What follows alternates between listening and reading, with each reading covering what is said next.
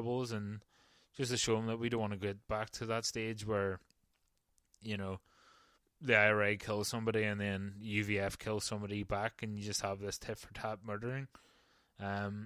We just need to humanize it a bit more, and kind of, like, for example, when I was in the US and I was working in the Holocaust Museum, all the police services, I believe, in the US are encouraged to learn about the Holocaust and about how power, like the Nazis, how it can be abused, and, you know, just to be more conscious of the power that the police have, and just how to treat people correctly and not becoming corrupt.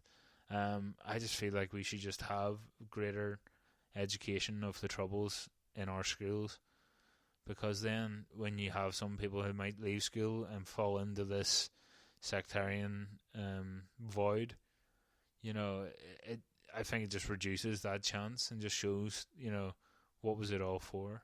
But yeah, definitely watch that documentary. It is a very difficult watch, but we need to remember things like this, because it's the only way we're going to move forward. And if we continue attending commemorations for people that have caused so much hurt, I just don't think we're going to move forward. You know, that's not going to get people on both sides together, and you know, Sinn Féin weren't going to win the hearts of anybody in the Protestant or the Loyalist community by attending a commemoration like that. And it just seems so insensitive and reckless. And you know, Loyalists and Protestants, when they see that, you can kind of understand why a lot of people would have a bit of a distrust for Sinn Féin.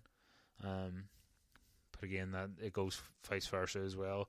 You know, the DUP's track record on moral issues kind of holds them back a bit as well. So yeah, that's all I have for this week. Continue to listen to the previous episodes we have, and check out the podcast on Twitter, Facebook, Instagram, YouTube. You can listen on basically any podcast app now, so I'm always looking for new vendors and new websites to upload the podcast onto, just to increase the reach. So yeah, if you listen on iTunes, make sure to give the podcast a rating.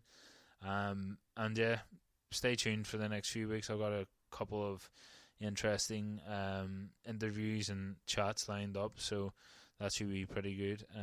But yeah, have a good week. See ya.